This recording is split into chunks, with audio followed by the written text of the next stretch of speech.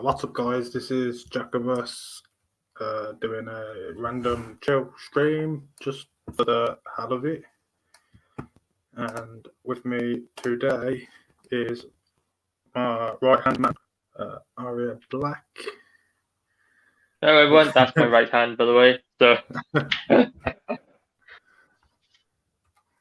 hey, how are we doing then, Jacobus? I am doing very well. And how are you doing?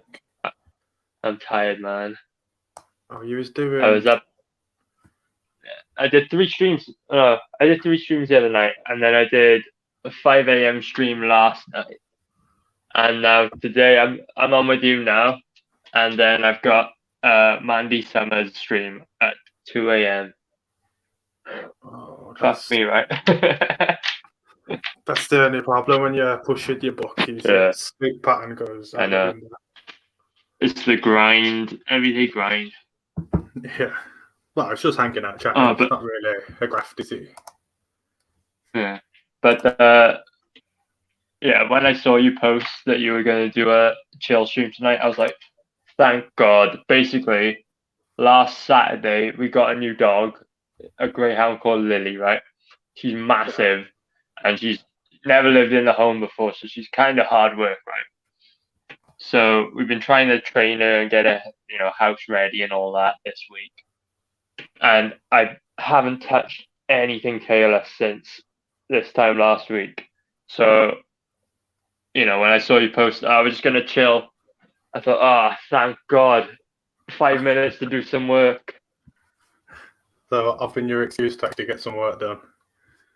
I told Neve she's got to look after Lily tonight. I'm going to go stream with you and finally draw some Tailless. I mean, that page looks awesome so far from what I can see. Thank you. Well, you're going to be colouring this because this is the last page of the Not Daredevil Tailless crossover. Yeah, it looks dope. So I'll show it off. Started page 3 yet. No worries. This is like this. I started this 2 weeks ago now, and I basically got up to the point where I am now, and then we got the dog, and it all ground to a halt. But yeah, I think this is the best page of the book, to be honest. This sort of got better as I was drawing them. I really love the rendering I did on Daredevil there, or not Daredevil rather. I don't know. I think page 2. I love that page. Oh, you like that one? Yeah. That reveal always like wow. Yeah. Something I'm finding tricky at the moment is because this is the first time I've worked with a writer and a colorist on something.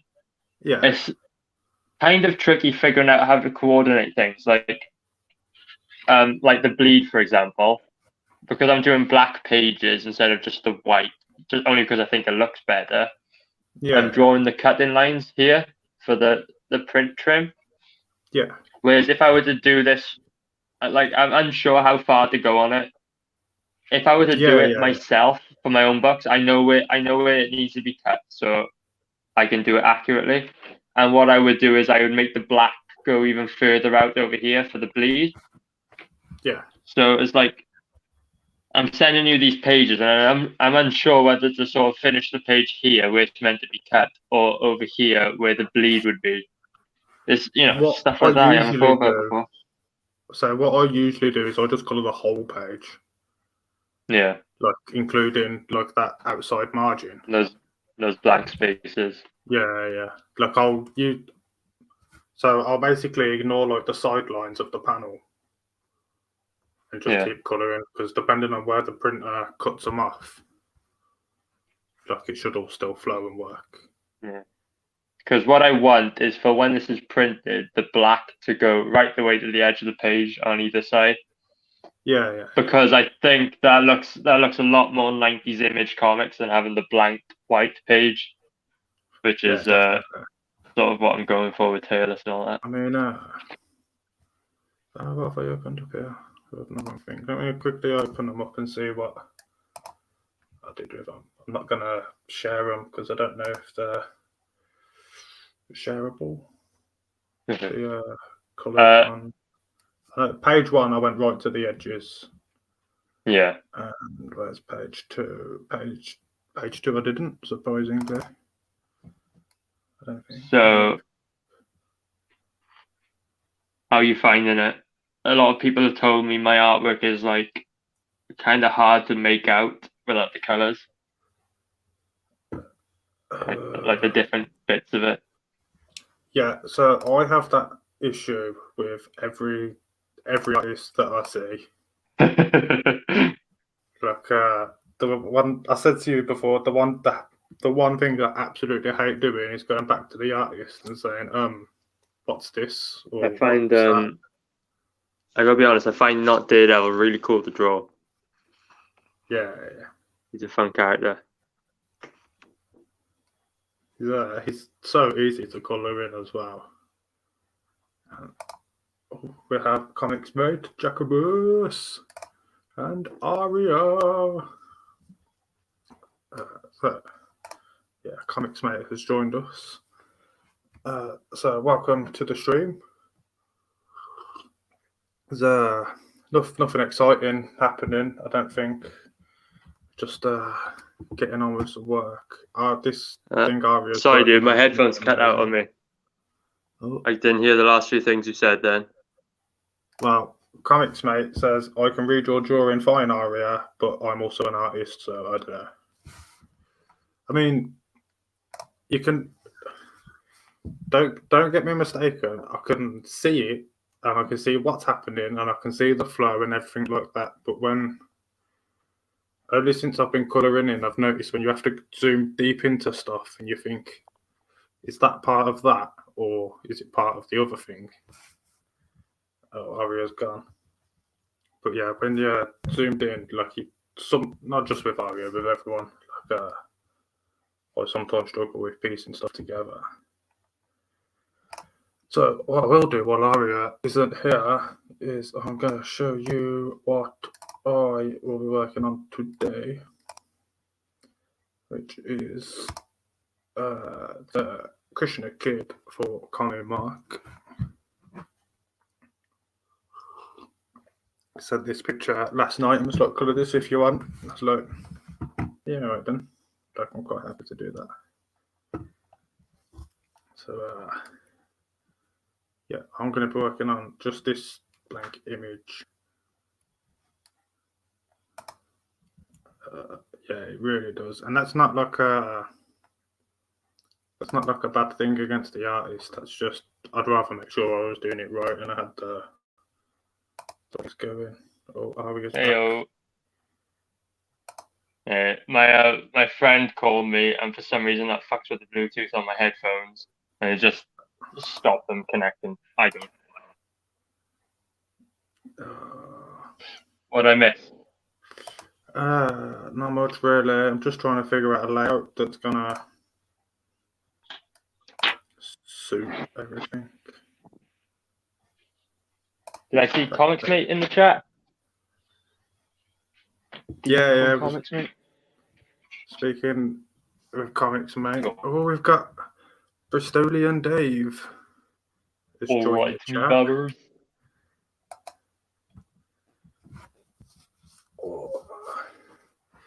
Here we go.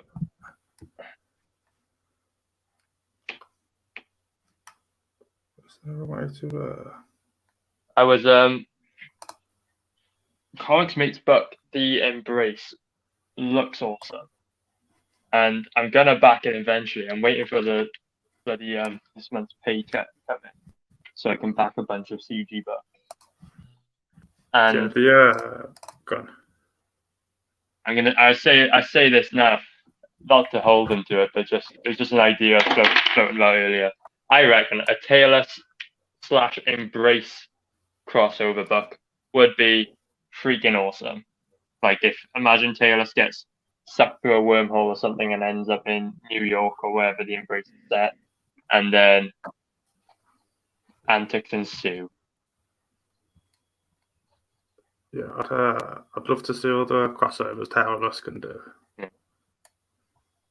I was I put out a tweet earlier. I was thinking I got so many ideas for books at the moment, but so little time, and I really wish making comics was a faster process. Yeah. So, and then some people commented on that tweet, but it led me to the thought. I know it's a bit rambly, but I'll just say it. Perhaps an alternative to individual Comicsgate creators putting out their books like once or twice a year. Imagine if this would only work for artists as well, rather than just writers. Imagine if two artists got together and said, right, we're going to produce a book like the Cyberfrog versus Creed book, where one artist draws half a book, the other artist draws the other half, and it's a crossover book. So two different characters from two different artists. Like one artist draws 15 pages, the other artist draws 15 pages, and then by the end of that, you've got a 30-page book. You could probably bang that out in 2-3 months, maybe. So it'd be like a way of getting you probably won't be able to tell your big grandiose story that everyone wants to tell about their character, but it'd be like a quick way to get your character to print, Yeah, I get what you're saying. I mean, it would make sense for crossovers if art styles were similar, because obviously you couldn't have two different art styles just changing over halfway through the book. Or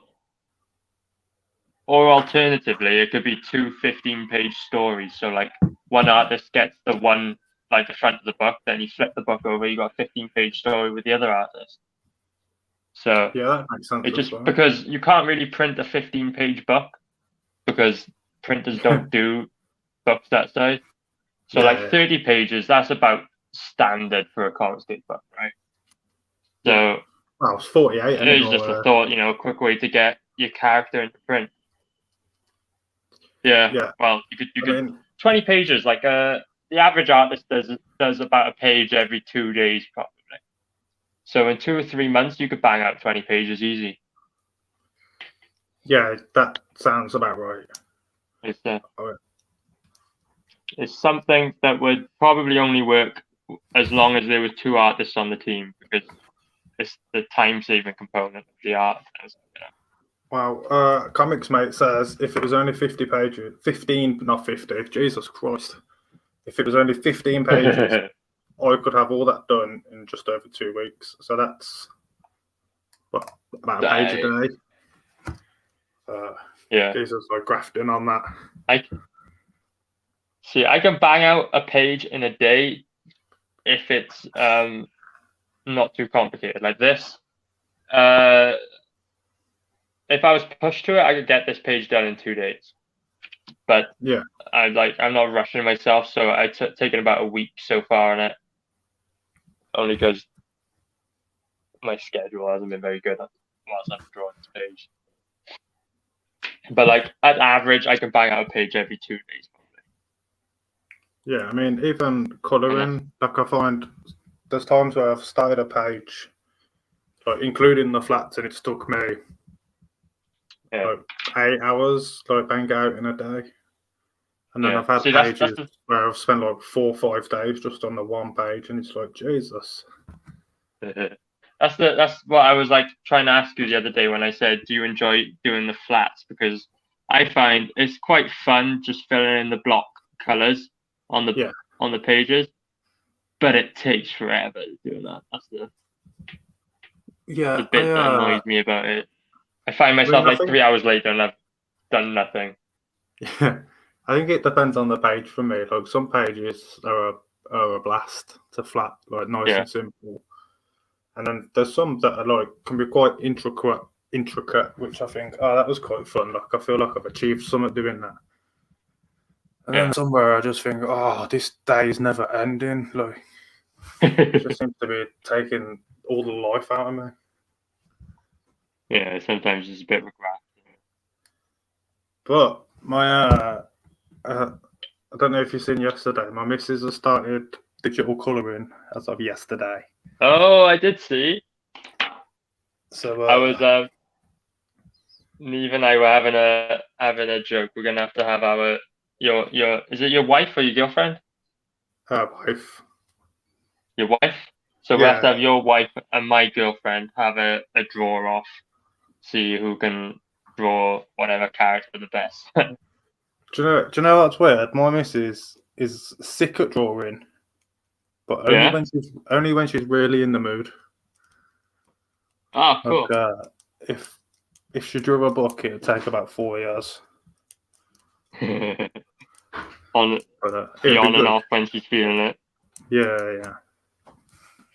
Yeah, Neve's good at art as well. She just doesn't do it enough to like get a consistent quality out of it. Yeah, that's one thing I've had to start working on now is a bit of artwork. Yeah. Because it's just annoying having to rely on other people. So are you practicing drawing more? Yeah, I found this YouTube channel. Yeah. Hold on. Bristolian Dave's got an idea. He wants the future Mrs. Black and the current Mrs. Gotex make a book. I will say, I told the missus yesterday, Dave, when you said when's the Mr. and Mrs. Gotex book coming out, and she flat said, "I'm not Mrs. Gotex, I'm Mrs. G Star." So, Mrs. What? Mrs. G Star. G Star. G Star, yeah. Oh, okay. So, yeah. G Star and Mrs. Black. Mrs. Black and G Star. Yeah, it's hard for me to say. I never call him Mrs. Black. That's weird to me. Because we're not married or anything yet. I like how you said, yeah, I'm guessing she's watching. She's downstairs caring for the dog right now. But like Neve and I have been together for going on 6 years now, ever since we were studying college, right? So we're not planning to separate anytime soon, you know? Yeah. I think I got myself a good one here. That's it. When you got a good one, keep hold of them, innit? Plus we just fucking adopted a furry baby. We can't. We're in this now. You're in it for the long haul now. Yeah.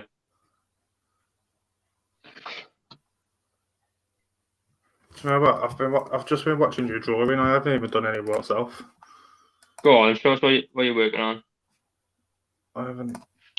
It's still a blank fucking page at the moment. It's this picture of Kushner Kid. Yeah. He's gonna give it a bit of colour in for a comic mark. Because I've got. I've only got a couple of things to do. What's this image for then? Is this going towards the campaign? Oh, I haven't got a clue. He literally posted it last night and was like, colour it if you want. Yeah. And then when I was thinking, like, oh, what am I even going to do on this stream? I was like, oh, no. Like, I can colour this. That was Mark soliciting. That's Mark's way of soliciting work. Yeah. Bristolian Dave, I really should get back to drawing traditionally again. I enjoyed it when I was younger. Yeah, that YouTube guy I watched called it's art.simple. Watch him, Dave. It's like a draw along thing with him, but he makes it really simple and easy to like follow along. Like go on.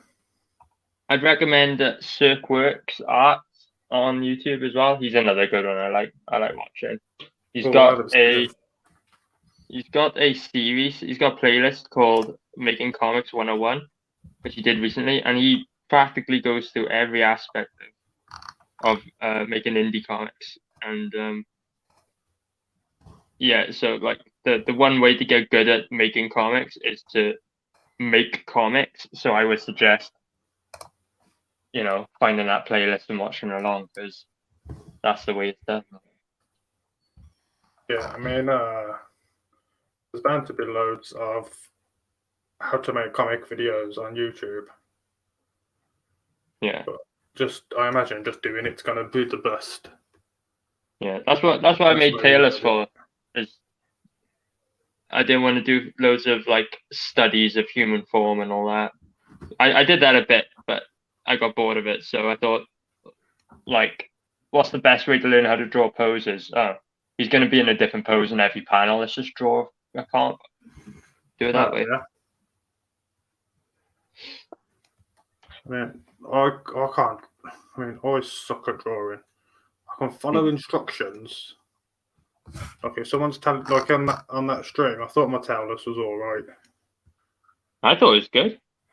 Like I can draw with instructions, but I can't just sit there and draw something. Taylor seems to be a character everyone struggles with, though. So there's a bit of leniency there for you. Yeah. Because he's not quite human. So.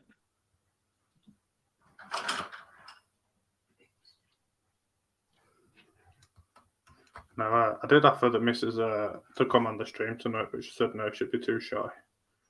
No, I never. Just didn't want to. Okay, she said no, I never. I just didn't want to. I know we can hear. Yeah. Neve, say hello to the stream. No. Neve just walked in, see. Just shout hello so they can hear you. Hello.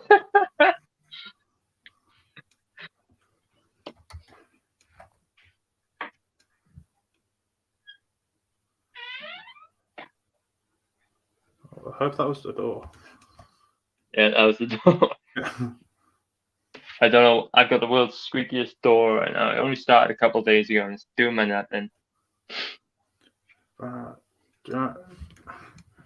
Thanks for washing up liquid on the hinges. Oh, that might be a good idea. Yeah. Did it on my front door before, but then it rained. Yeah. And did it get all bubbly? Yeah, my front door was all bubbly. Why is there bubbles coming out the door?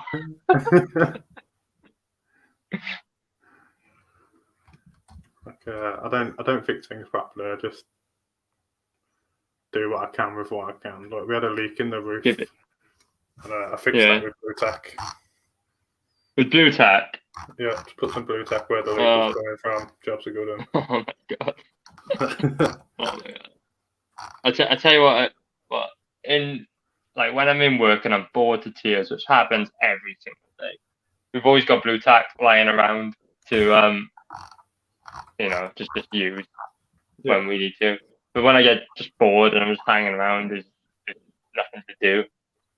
I get the blue tack and I just start sticking random objects that we use like up high where people can't reach them. I seem to be the tallest one like there, apart from one or two. So I just like fucking get the stapler and blue tack it to the to the wall like next to this, like up by the ceiling, or get the pens and blue tack them up high. Definitely hard at work then. Yeah. I mean, like whenever I'm at work, my mind is always back here at the drawing table, thinking, you know what, I could be drawing right now. Yeah. So I've got one of those shitty day jobs to keep me going while I'm pursuing this art thing. So I need to get me one of them soon. You stay at home, do you? Eh? Stay at home, are you? Yeah.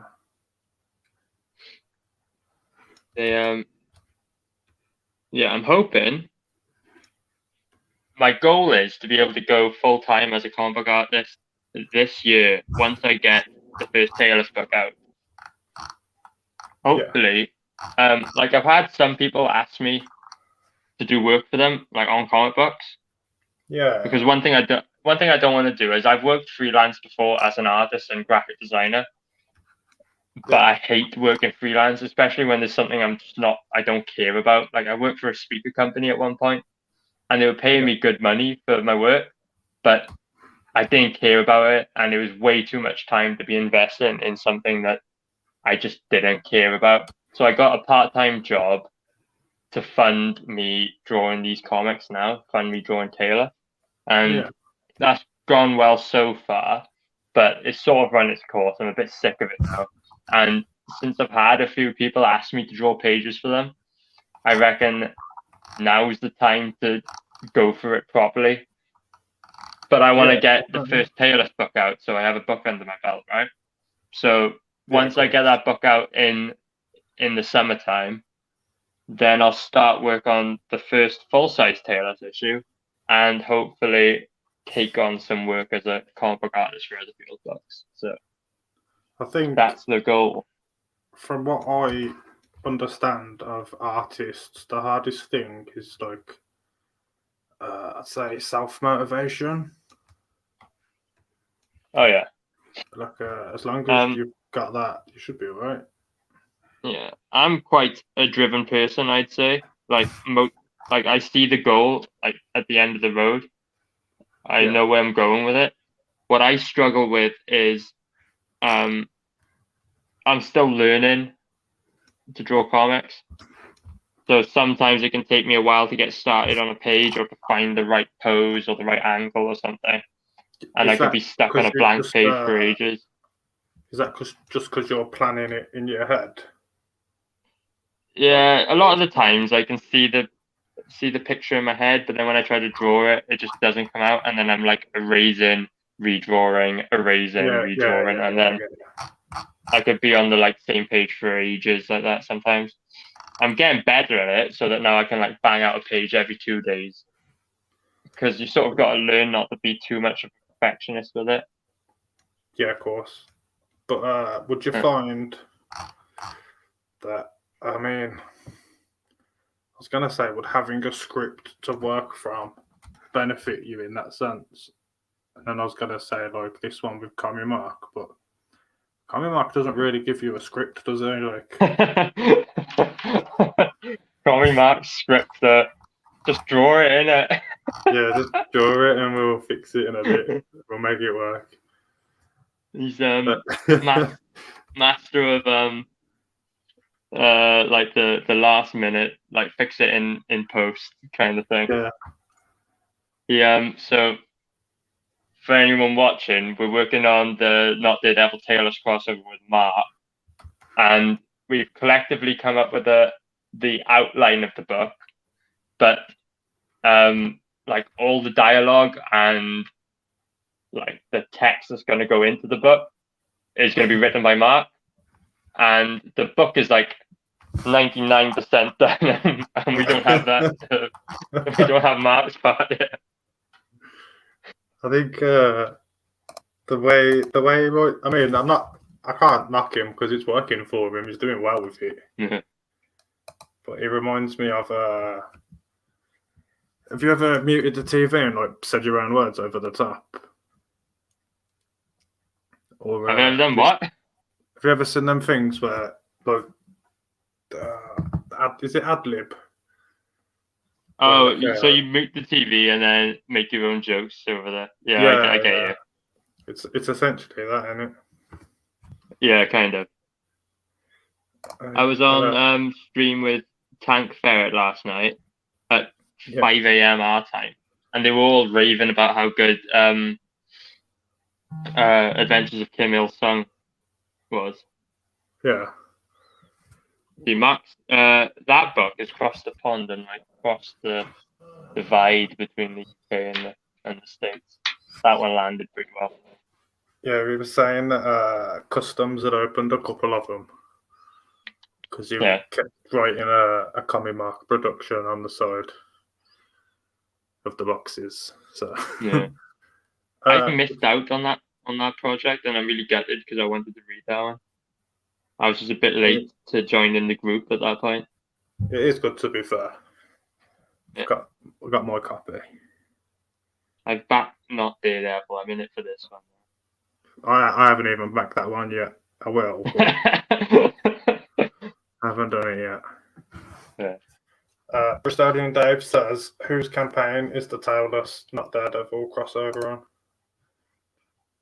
So it's going to be on both.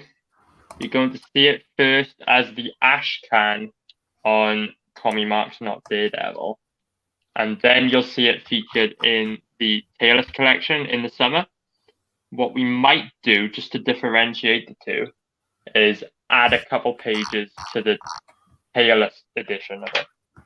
Just a couple pages to make it a bit of a longer story.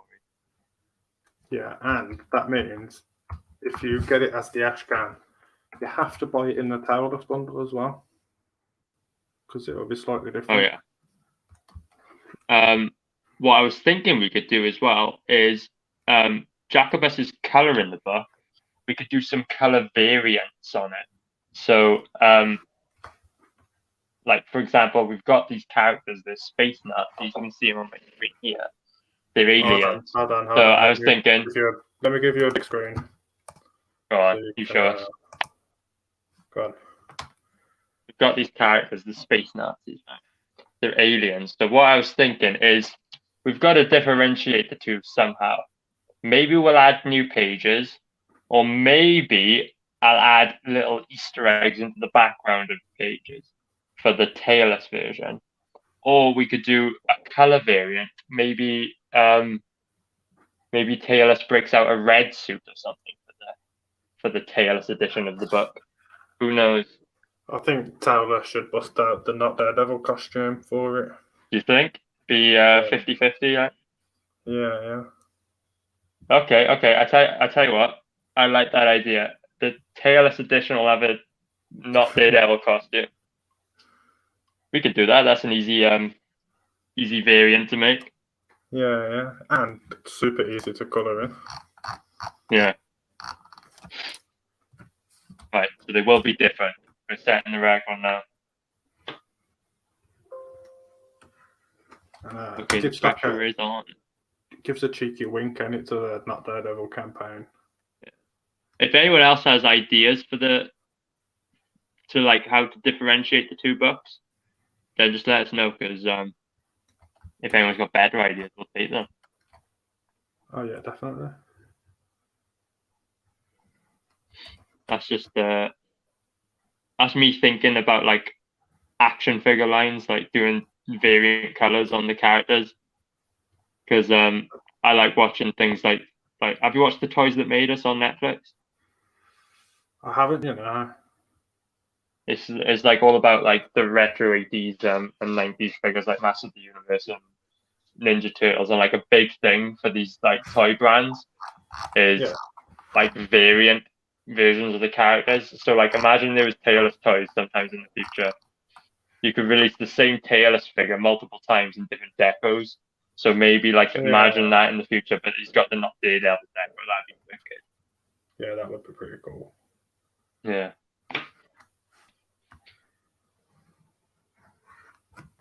That's why I was thinking color variants on the books.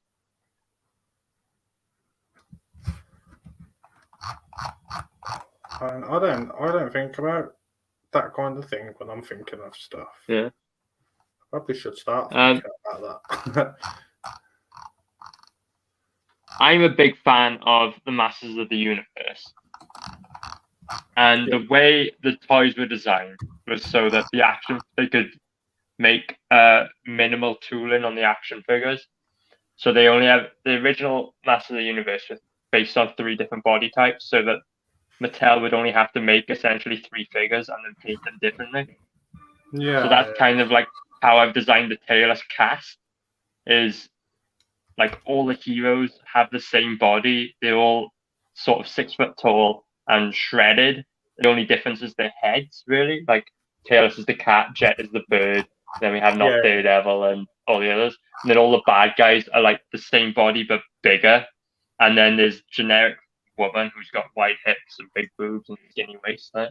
So like I've designed this like franchise to be made into a figure line one day.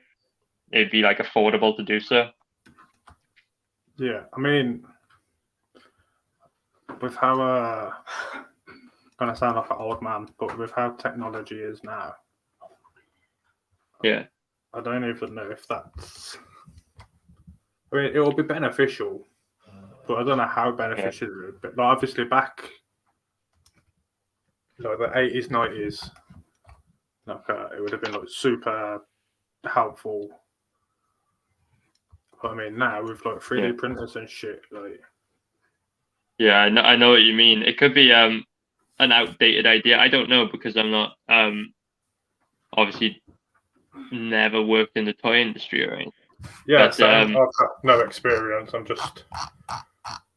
It was just the idea of it, inspired by that sort of thing. So that's where I got the idea to do that from.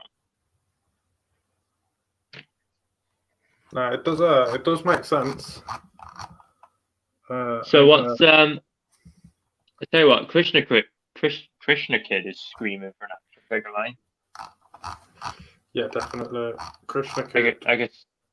I could see this being picked up by like Nickelodeon or Cartoon Network or something.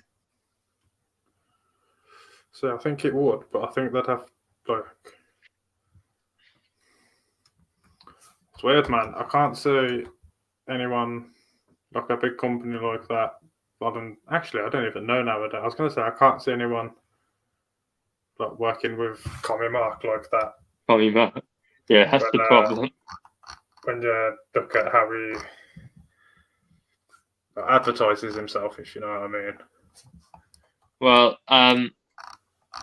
recently everyone was sharing that screenshot from one of Cartoon Network shows where they were telling kids about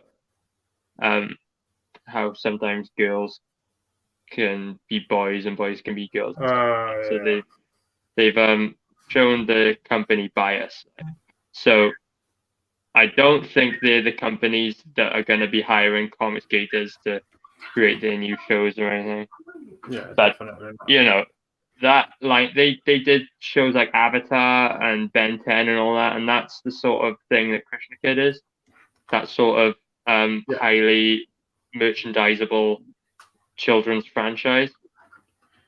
I don't even think he'd need to get a big company behind him. I think if he could invest into making it like an animated series on YouTube, I think that'd probably be enough. Or get picked up by Netflix or so. I've got to mute the TV. Got to mute the mic because the missus is waving her hands to get my attention. So hold on. Go on, I'll distract them all with my lovely drawing. My lovely drawing and my lovely Welsh voice. In that right, Betty. Now I feel like I'm on the spot to entertain the crowd. I'm just checking the chat to see how many people we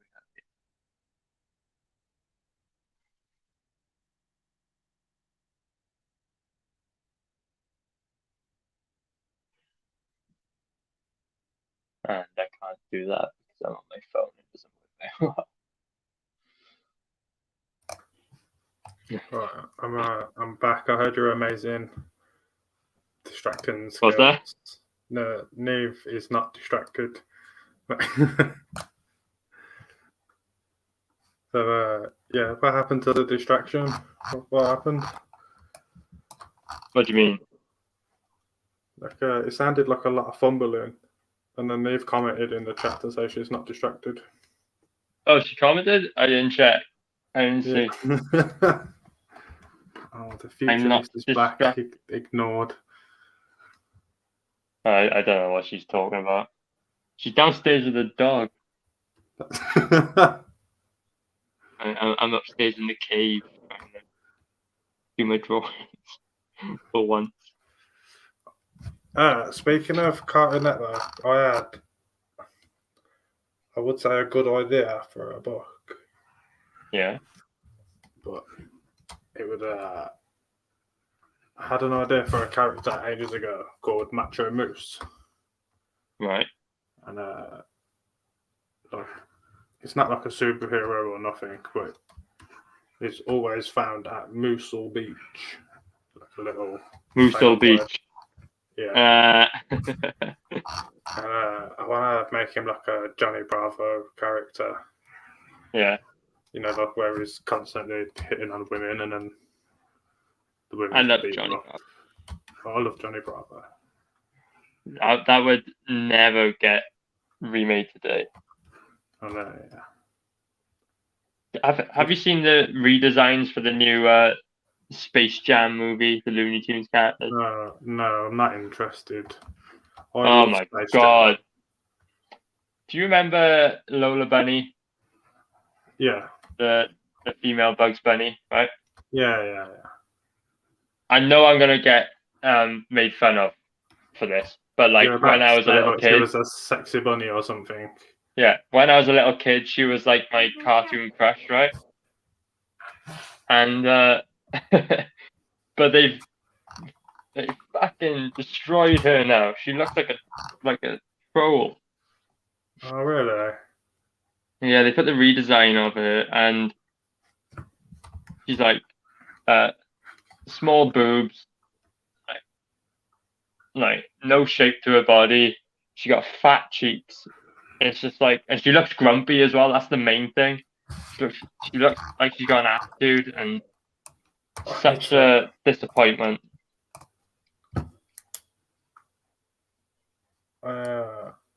Neve said, "Yeah, we are chilling," and that Johnny would definitely be cancelled, which sadly it would.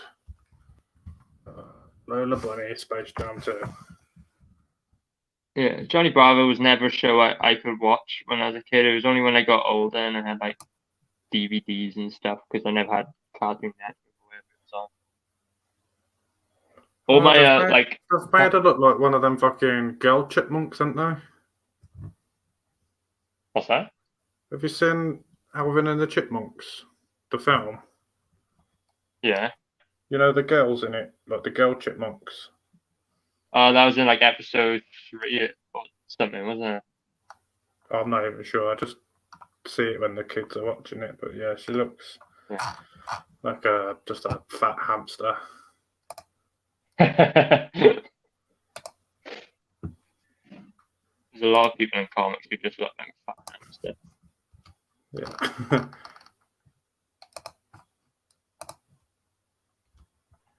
Yeah. So yeah, I'm on stream with Mandy later at 2 a.m. GMT,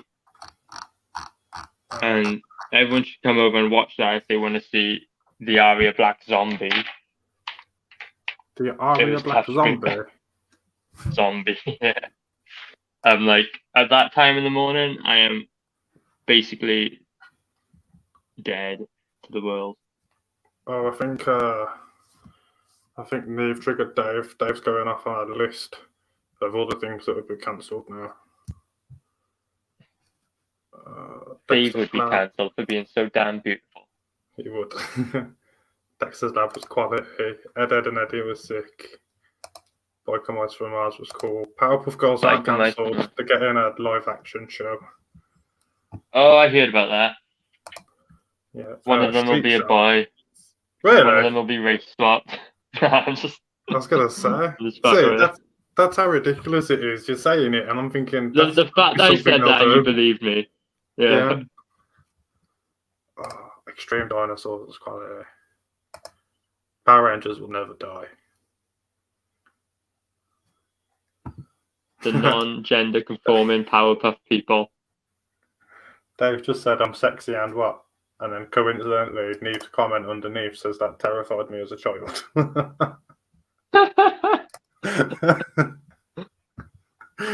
Oh shit.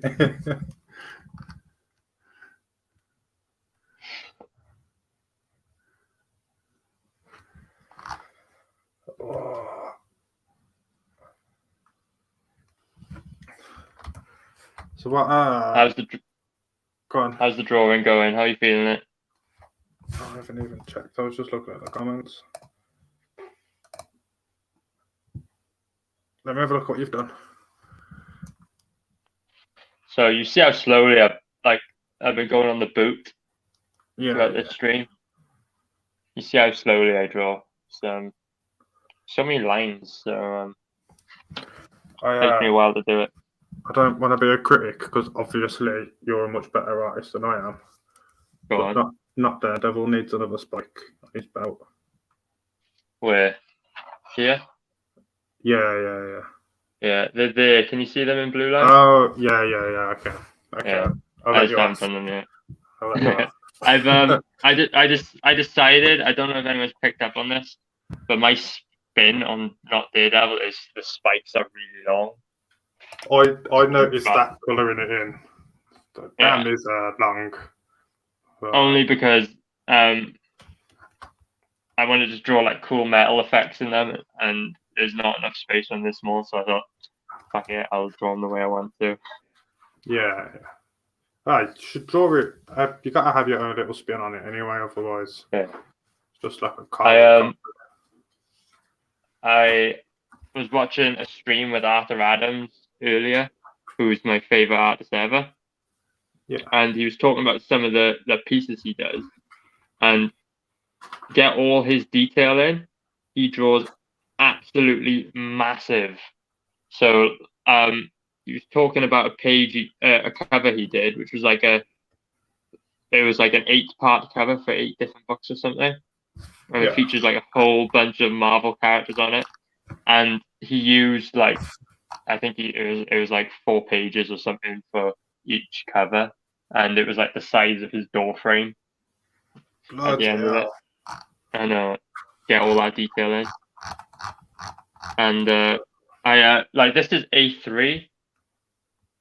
I forget what the measurements are in inches for the Americans out there, but I draw A3 only because it's convenient. Because you can buy A3 paper easy. But like, I've got his Johnny Future books, and when he was drawing Johnny Future, he went all the way up to like bigger than A2, I believe. And that's double the size of this. That's like 2 of these stacked on top of each other, just to get all that crazy detailing that Arthur Adams is known for. And bloody hell, that must take forever to get done. Yeah, I always wondered why, what size paper people colour in, and why they don't just use big paper. But I would never expect them to go that big. But I imagine they'll have it very, very, very detailed. Yeah. Depends on the artist. Most people draw an A3 just because of the convenience of it. I presume that's most British artists. Well, most Americans too. This is like the American standard size. Oh, is it? Yeah, and they measure it in inches though in the United States. Like they call it what do they call it? Well, it's like 16.5 inches by almost 12 inches. So is that 1175 in it by? Yeah. Probably 16. Yeah. So they use the same paper there because it's like it's a good size. Drawing at A4 is a bit small to get a decent amount of detail in, and A2 is a bit too big. It'll take you forever to do. So A3 is like a nice intermediate. But yeah, I forgot where I was going with that. So what? Go on. Is there like a specific type of paper you use? Yeah, this is Bristol board, so that's what I was going to ask. I hear everyone say Bristol board paper. Yeah, it's quite thick. Like this is. I wonder if you can see the difference here. This is just out of a regular art sketchbook. This paper, which is what I print the like the rough sketch on. Yeah. It's a bit hard to tell on the stream, but it's a lot thicker of a paper. Yeah, and it's like also most like regular paper, like even regular printer paper, is grainy. Like if you do a line like that and you look up close to the line, the ink spreads out in different directions. Whereas Bristol board the grain is a lot finer, so it's almost smooth. So when you do a line, the ink stays in a nice solid line rather than spreading out. So that's the main reason for using Bristol board. I mean, I'm not even good enough to even try drawing on Bristol board yet. I'm happy with A4 that can be screwed up and thrown away and start again. The big thing with it is it's expensive, so like don't buy it unless you're ready to start. If you want to keep pages to sell on, right? Yeah. If you buy an A3 sketchbook, like it's good enough. It's not bad, especially if you're learning how to draw. or even like lightweight cards, something that's just not a regular like printer 80, paper. It's a 80 bit too GSM thin. paper. You need it thick. Yeah. Look at this. I just got these out of the cover. This is all the Tailless pages ever. This constitutes all what am I on now? 5 or 6 Tailless mini comics here with the not Daredevil stuff on the top here. You're gonna have to, on the bargain bin or something. We're gonna have to just flick through all of them. Yeah, I'm planning to have these up for sale on the campaign at different tiers. Like the covers will be a certain tier, and then the pages will be a tier. Well, But let you me can know see before here. you do that, because I want to have my pick Yeah. of what I want. Look, you can see here. This is the first. Oh no, not that one. Let me see. That's the inside page. That is, you liar. That's one of the inside pages. That is the first ever actual comic book page of Tailless that I ever drew. That's page 1 of the mini comic number 1. Yeah. And then this is the last page I finished for the not Daredevil crossover. You're gonna have to put both of the Taillesses like next to each other so I can have a butcher's. It's not falling everywhere. Yeah. Let's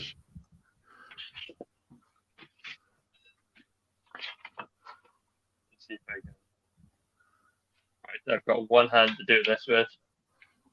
You can see the page 1 by there. Yeah. And then here is page 3 of the not Daredevil crossover. Do you know? I think the thing, looking at like comparison side by side, the biggest difference I can tell is inking game is like drastically improved. Yeah. Nice. But I mean, I'm not saying it hasn't improved, but it could just be because it's like a page splash against the panels and it. Yeah. I've well, it's definitely improved. It's like I learned new techniques and all that. Over the 2 years or so I've been developing this. So yeah, and that's like I've never drawn any other comics either. So that is all the comic pages I've ever drawn in my life. Oh, really? I've always done comic book art, obviously, like drawing superheroes and stuff. But never actually put sequential art together before. Yeah, I'm looking forward to seeing the anthology that we've been talking about. Oh yeah, that would be something really cool to do a bargain bin anthology. I like that idea. That idea what I said wanted to you, I haven't told anyone else that yet. I'm gonna. Oh, okay. I'm gonna do it. Keep it hash. You know the pre-chat on the bargain bin show. Yeah, we want to do it there, do we? Yeah, I'm gonna drop it in there. Okay.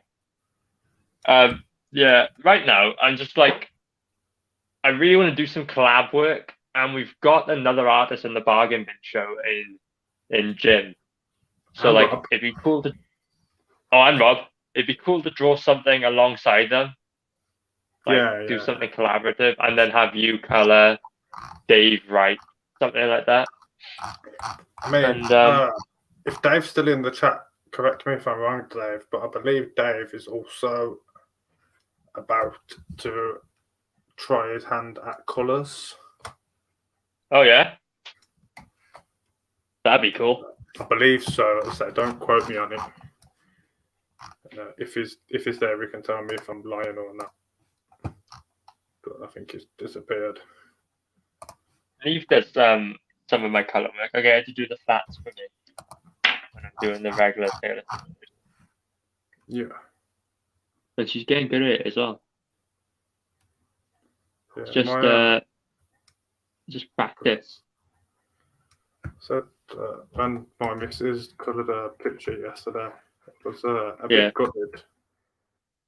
It was like way better than my first picture that I coloured. the only thing I think she might have started to get annoyed with is I was like, zoom out, Yeah. zoom out, zoom in, and just to make it easier on when you're going around the lines and shit. I do that with Eve all the time. Yeah. Because she's doing a degree in photography. I did a degree in digital illustration, which I regret, to be honest, but it got me really good on Photoshop. Yeah. Like I don't use a lot of functions on Photoshop. Like of all the massive, Photoshop is a really complicated program when you go down to the nitty gritty, and you can do so many really cool things with it. But I've sort of learned and mastered 3 or 4 tools, and they're the only things I use for everything.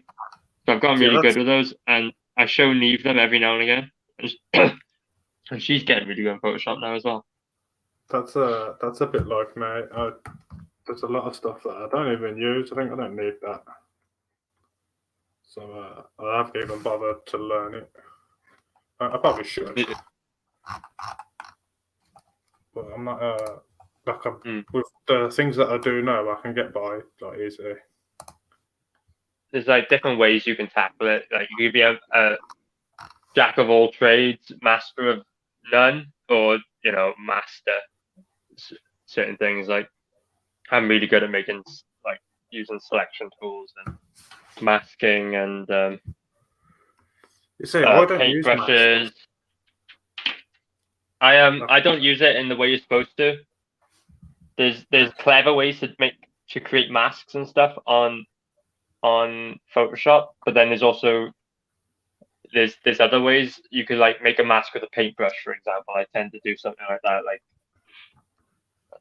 You can use a paintbrush for more things on Photoshop than just painting with it, is what I'm trying to say. I've figured out the different levels you can take these basic tools to. Yeah, that's have you ever used Critter? What's that? It's like a free version of photos.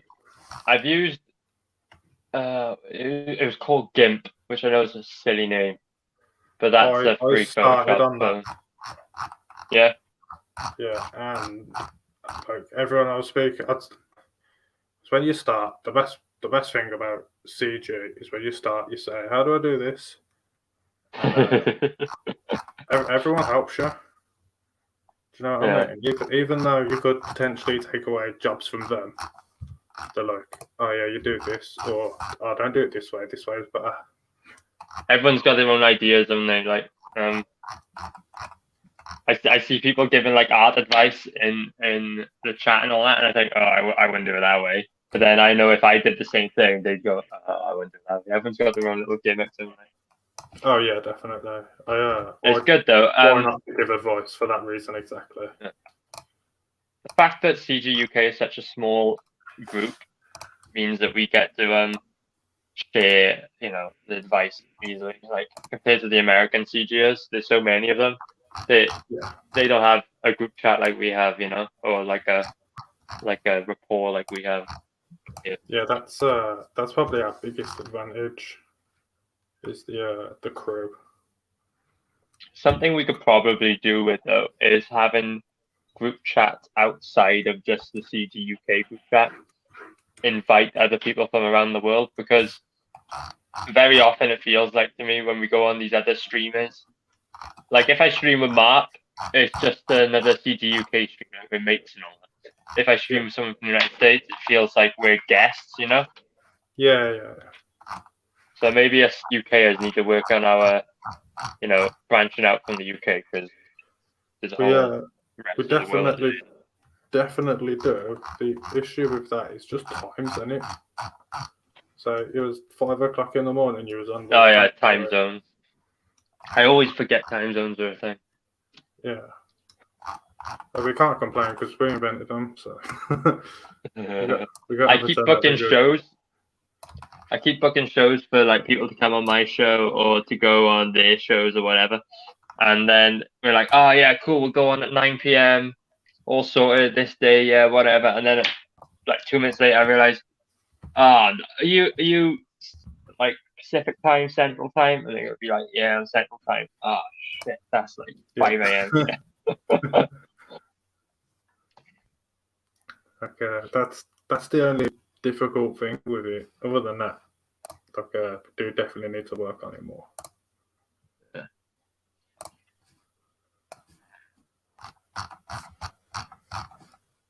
That'll come with time.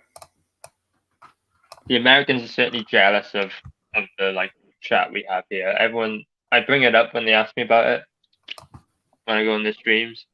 Yeah, and I they hear. always I always hear when, like, I'm watching a stream, someone like from CG UK in like a US stream, and they're like, "Oh yeah, he's in CG UK," and they're all like, "Oh man, like, we need to do that." Like, they are missing out on a big helpful thing. something. I reckon.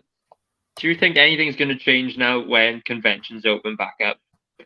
For example, I've done one convention so far in my comic book career, and that was right after I did the first mini comic. Yeah. I did a design convention in London. So it wasn't for comic book artists, but there were other comic book artists there. I wasn't the only one. Yeah. And I met this guy called Kev. He makes a Norse mythology style comic book. It's really good.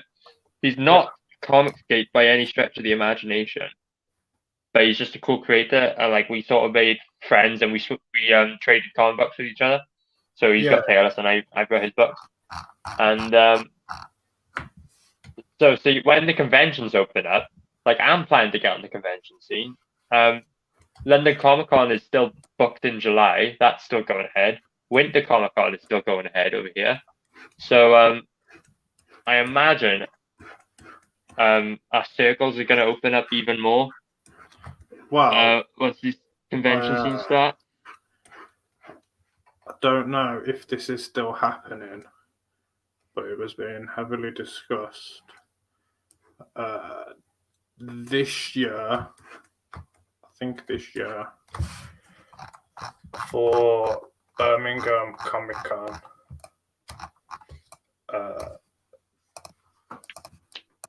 this year, Birmingham Comic Con, CG UK are gonna hold like a takeover. I'm gonna buy like a whole wall's worth of tables. For just the CG guys. Yeah. You know what? That'd be wicked, and I'd be 100% down for that.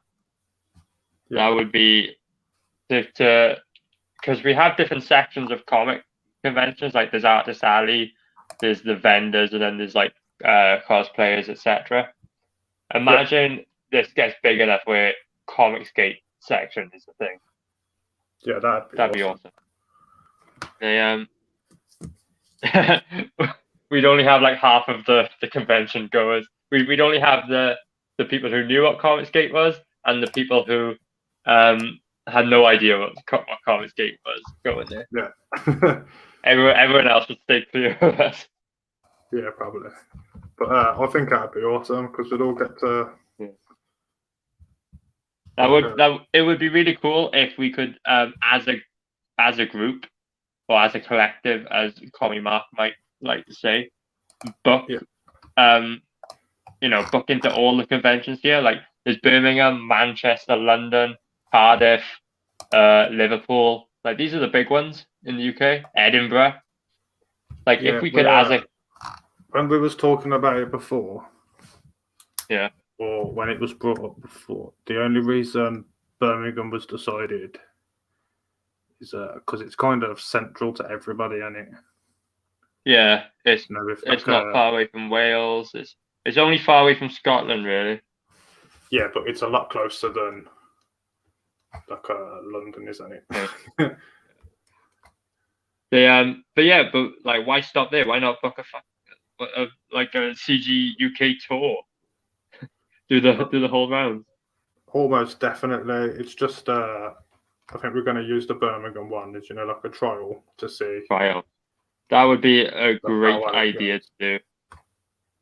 end up booking a whole set. There's loads of us at this point, and Yeah, definitely.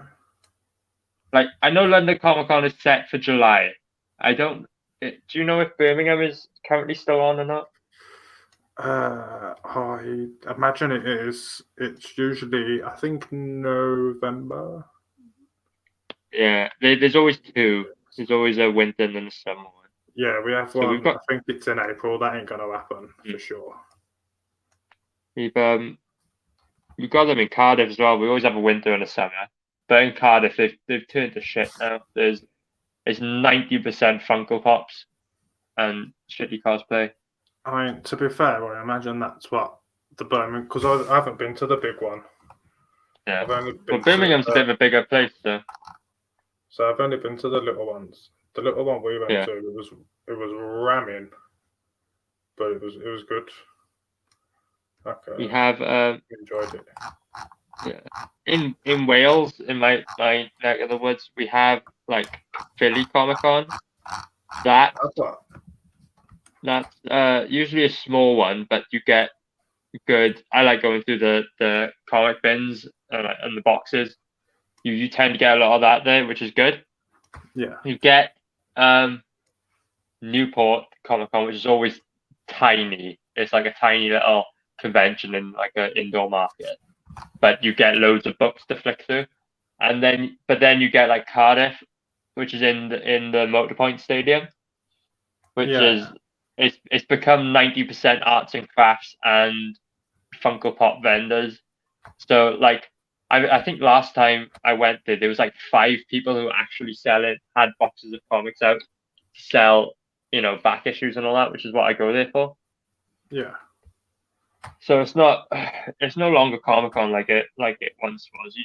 No one's gonna, if you're the artists of, I was gonna say the artists of old, but they're all still around, talking about these cool comic stories, like convention stories where like they met some cool editor who gave them their first job or something at like San Diego Comic Con, but we don't have that here because there's 90% Funko Pop vendors. So. Yeah, but imagine how cool it will be when people are saying, like, "Oh yeah, we went to this convention and we met these CG UK guys who helped us with whatever." And they'll be saying that at the Tailless premiere in the cinemas. Yeah. Yeah, they were like, there was this weird Welsh guy who... I swear he was a furry.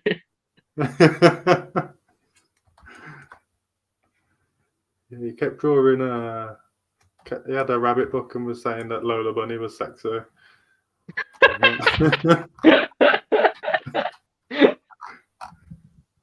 I should dedicate the book to Lola Bunny. To the old image. Oh yeah, in memory of Lola Bunny. Yeah. See, if we can book a big enough section of Comic Con at the time and do it regularly in the UK, I could see us making CG UK into a proper grassroots movement that could impact the comic industry. Yeah, definitely. Like this side of the pond. We'd have to be consistent with it and book out big enough slots at a time so that there's a decent section of Comicsgate at every convention. Because like I used to play in bands, and if you, for example, miss a gig or miss a convention in this case, everyone forgets about you, and like any momentum you build just dies. So like we would have to, if the trial run in Birmingham went well, we'd have to get a Comicsgate section at every Comic Con in the UK, and then people would probably start taking notice. Yeah, yeah, I fully agree. Like it would be amazing if it works as well. It would be amazing. It would be cool. Even if it doesn't work, I mean, you just get a day out chilling and chatting with people, and yeah. Chat to now, so. Yeah, imagine a lot of the fun of conventions is just, a big part of it is just having the fun of it. Yeah, I know. Like I did that one convention in London, and that was fun. It was fun. We didn't. I generated a fair few sales, to be fair, but it wasn't anything groundbreaking. So But it was just a lot of fun to support the people who were into the book. Yeah, that's the thing I'd say is if you've got realistic expectations, like you'll be alright, you'll have fun, do what you're doing. Yeah. If you go in expecting to come home a millionaire, like you'll probably be disappointed. I'm really looking forward to the conventions opening up again. I really want to go to London. When I went to London for the first time, I met Stanley at Comic-Con. Oh, did you? That was a weird encounter. He actually bumped into me, Yeah. and then his security guard picked me up and put me out of the way. His So he I bumped was into with my you, dad. and then his security Yeah. guard knocked you over. Yeah, I was looking at the like the what do you call it? Like the program, tell you what like events were on and all that. So I was Yeah. like in a world of my own. My dad was stood off to the side because I was young. Yeah. I was like probably 15 or something. So my dad took me, and like next thing I know, I got like shunted in the shoulder, like in the back of my shoulder, and I turned around all aggressive, like because someone's just pushed me, Yeah. and I see this little old man walking past me. It's bloody Stanley, and I'm stood there like in awe. And then next thing I know, this big burly security guard is picking me up and puts me out of the way. He was part of Stanley's entourage. Oh no way. Yeah, that's my Stanley story. So at least you got a Stanley story. I'd love one. Yeah, I got his autograph and all, and it was bloody expensive. But yeah, I've got. How much was it? it was like 45, 50 pounds. Oh, that's not as bad as I expected you to say then. What do you think I was going to say? I thought you was gonna say like in the hundreds, like £200 or something. Oh no. He signed Amazing Spider-Man annual. I think it was 71. Yeah. I could be completely wrong on that number. But it was an Amazing Spider-Man annual where the Scorpion has kidnapped J. Jonah Jameson's wife. It's quite a cool cover. And I remember going there and getting it signed, and everyone was going, "Oh, cool comic." I was like, "Ah, cheers, dude." I bought it on eBay especially to get it signed by Stanley. Yeah. I'm never gonna get a Stanley story, so. He's so popular. Obviously, when he's signing, it's totally different to every other person you go up to. Like you can have like a 5-minute chat with everyone. Like really. Yeah, I'm guessing with Stanley, it's like, right, you got your book, fuck off, like next person. I wasn't even stood next to him while he was signing my book. What you do is you hand off your book or your item or whatever to his assistant when you're like halfway through the queue, and then they pass it down the the line. So like one guy checks it, it's something proper that he can sign, and then gives it to Stanley to sign. And he was like way off in the distance when he signed my book, so like I didn't even really see him do it properly. It might not have Signs the book. It was definitely him. He was the old barely able to move man on the table. Yeah, and then there was like the authenticator there to prove it was an official signature on it. Yeah. So yeah, that's the Stanley experience. There's this like you never got to see much of it. So that's a bit shit. It is because you spend a lot of money on it, and go on, say. You spend a lot of money on it, and you get you're waiting in a queue for 15 minutes, and then you get at the most a minute stood next to him. Like if the queue's moving slowly. But yeah, I've got that little personal bit where he bumped into me as well, so that was okay. I've made physical contact with Stanley. If I never showered a day since I was 15, I would still have his DNA on me. Yeah, but so that'd annoy me. I think it'd really upset me actually if having to like queue up ages to see Stanley getting to sign a book. And... The thing is, I pushed it in line as well. Like, I wouldn't have seen him if that hadn't happened. Because it was a 2-day event, and I had early bird tickets to the Saturday, and then regular tickets for the Sunday, right? So you had to get in quick if you wanted to see Stanley, because you were given a number, and then they'd call the numbers throughout the day, like 100 to 250, and then 250 to 350 or whatever, right? And you could go up and queue when your number was called. And by the time, like, we got there super early on the Saturday because we had those early bird tickets, and even then we were like number like 700 and something, and it was getting right to the end of the day when they were about to close up, and they were still on like number 300, and I was like 700 and something, and I was like, "There's no way we're gonna get here in time tomorrow with the standard tickets to get a number to see him." Yeah. So I went up to the guy, and I put on my best baby face, like puppy dog eyes, and I just begged the guy who was managing the queue to let me queue up like right at the end of the day, and he let me sneak in, luckily, and I got in, and I finally got that precious autograph. So that's probably why your security guard fucked you over then. Probably like, that's the guy that I was supposed to go home, but this guy came in. Made me stay an extra minute, bastard. Fucking kid over here. Yeah, fucking security guard. Fuck him up, man. Like,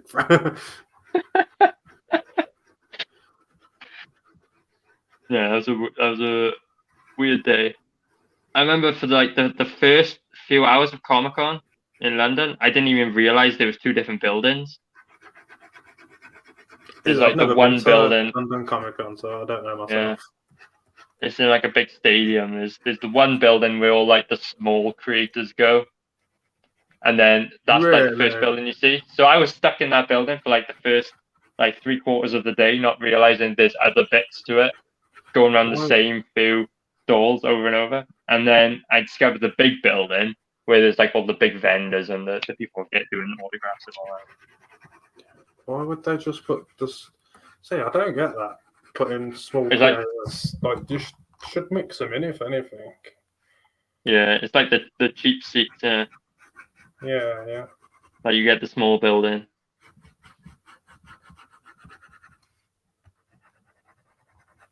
Do you know what? I fucking hate my life. Well, it's a bit dark. I just spent ages blending in. What have you done? Yeah. And I just zoomed out and I just blended it away. These are things you learn. Zoom in and out like constantly. Yeah. These are things I should know. Like, just not working for myself at the minute.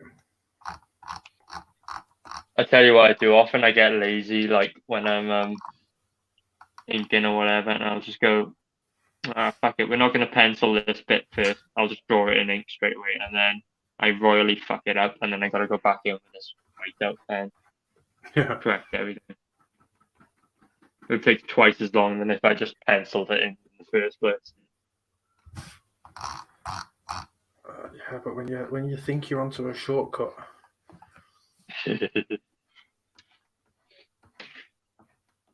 Something I've been trying to do with these past few Tailless comics is put down a lot more blacks, because like Arthur Adams is my favorite artist, but he tends to draw, like you can see here, like just the outline of the character, and then do really nice. Show me. Hold on, I've took you. Oh, you take me out. Take me out. What are you doing? Yeah, I was meant to put you on full screen. What Arthur Adams does is, I'm not saying this is a good example of it, but he tends to draw like a really nice outline for the characters. Yeah. Leaves them relatively empty with regards to the like rendering, and then he does really nice cross hatching and little lines to show where the shadows are and all that texture. But then I also really like Mike Deodato, who's drawn like Wonder Woman and Elektra, books like that. Yeah. And he is one of those like classic 90s artists who put lines everywhere for the sake of putting lines everywhere. Okay, David Finch. Yeah. So like there's lines where you're like, what the hell is that? But to me it just doesn't matter because overall it looks cool and it looks detailed. It's sort of a fake way of adding detail, really. Yeah. So like I've been trying to replicate that lately to try and blend the two styles because they're my two favorite artists. So like Daredevil's a good example where I just add these weird straight lines. Like there's no way his chest is supposed to be shaded like that, but it's just extra detail. Yeah, no, Just extra pointless detail. I absolutely love thick outlines on stuff that I'm colouring. Does it make it easy? It helps so much. Yeah. Things like that. I don't really think about it, so I'm guessing you don't so much. But when you're colouring and it's got like a thick outline, just so much easier. Keep you in your boundaries, I guess. Yeah. What I'm still amazed by is you see colorists like the the big time pros like Kyle Ritter who does the Cyberpunk book, who I have no idea what they're doing. They're using the same programs as us, like Clip Studio, Photoshop, and all that. But that guy can do magic with Photoshop. The way he I know it's quite simple. I can do these effects like the simple way. Yeah. Like the off not off brand, like the easy way to do it, like glow effects and all that. But when he does it, I have no idea how. Do you know the sort of thing I mean? Yeah. It's the cover for Not Daredevil. Level. Yeah, I always make Daredevil's like blast when he shoots his gun, like glow on the book. Yeah. But it always looks like a cheap version of what Kyle does. He does the same effect for like blasts and all that. And I have no idea how he does it to that level because like the line.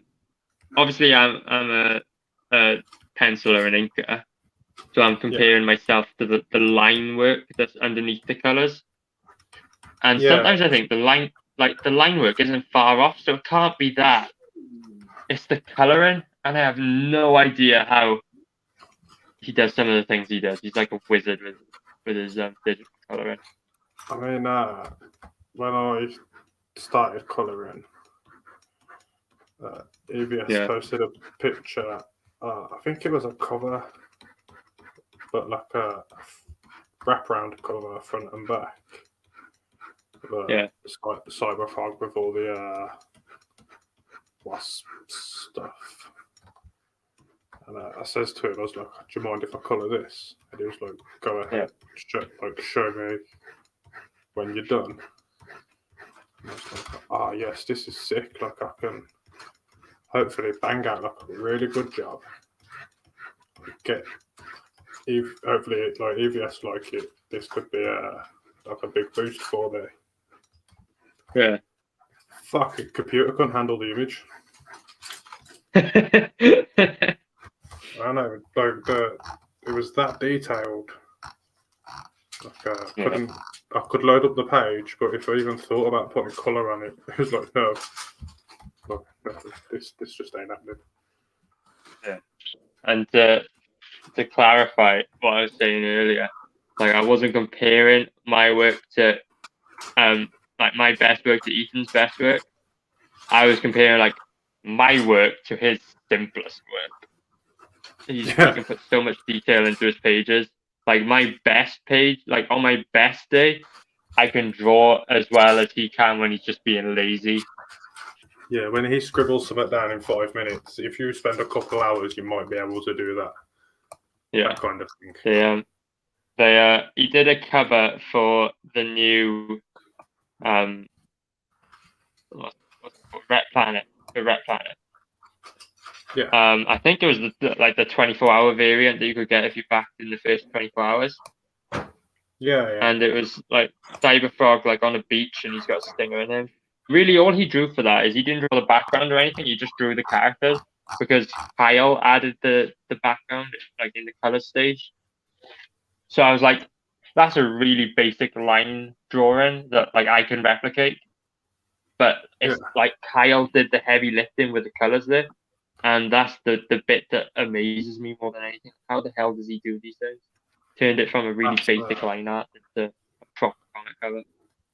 That's just like the quality of a team, though, isn't it? Yeah. One day we'll reach that in CG UK. I just realised you still got me on big screen and now I'm feeling like pressured. Have I?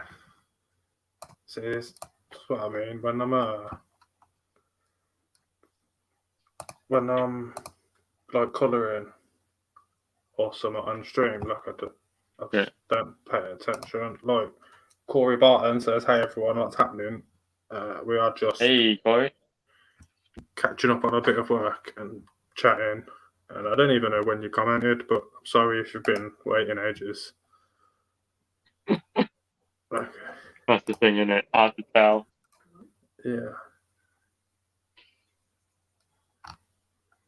Oh, I tell you what.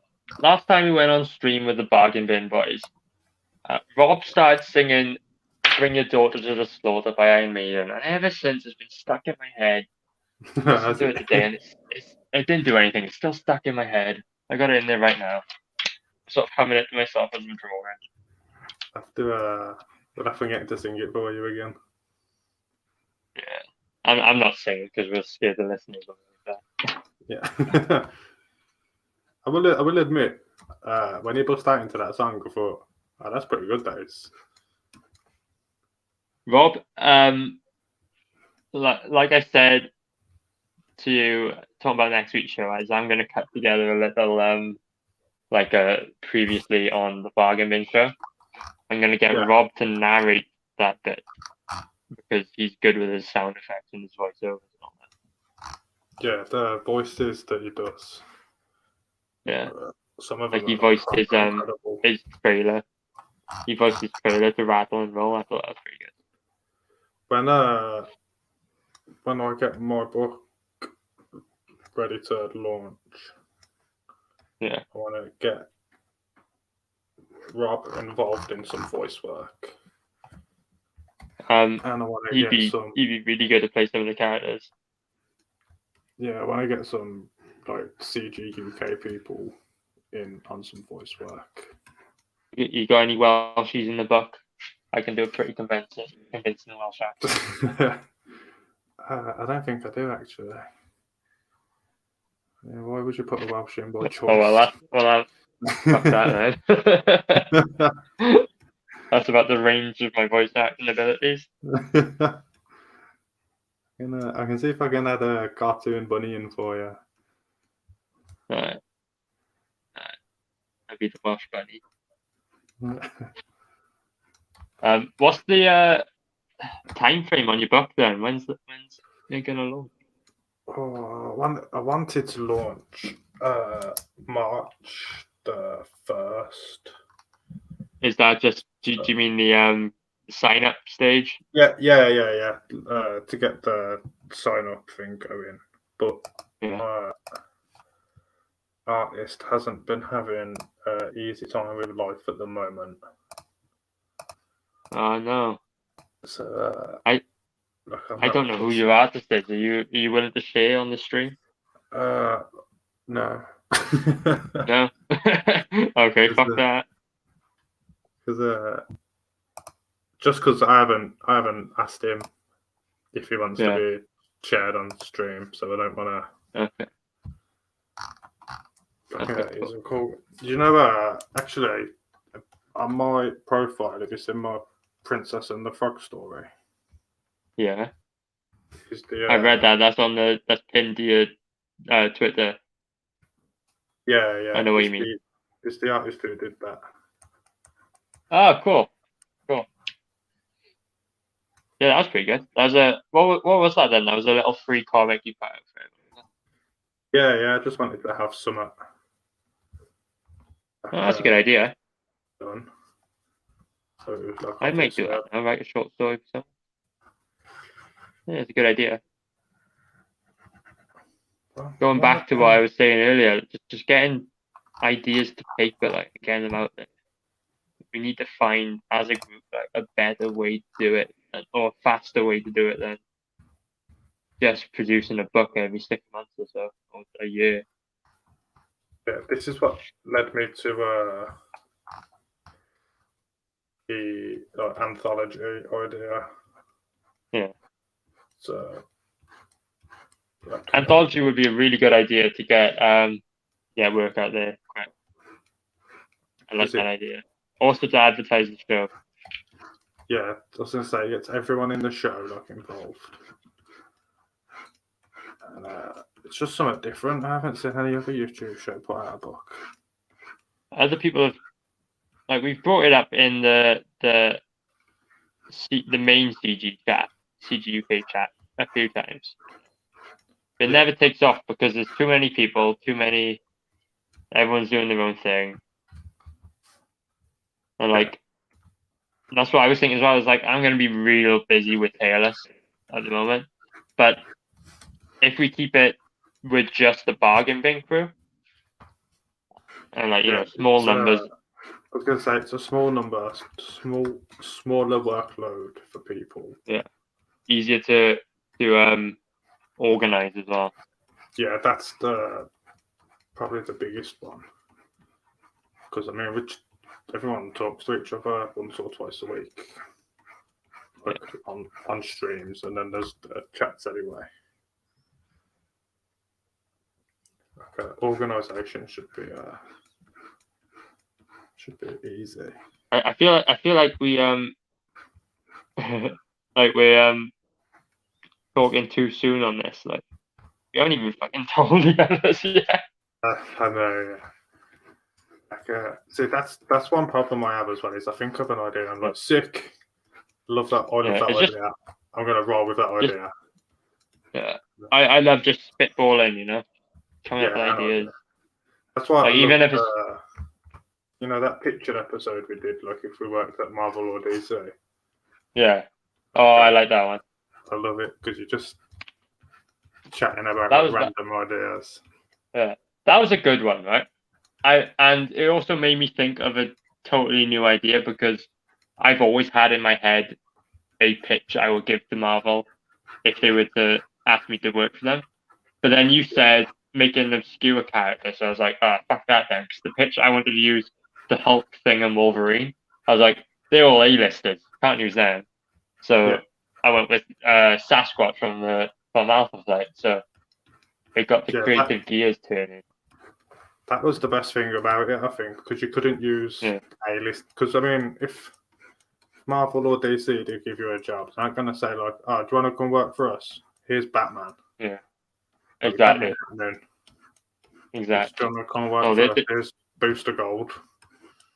Like, do something with him. Oh, you know what?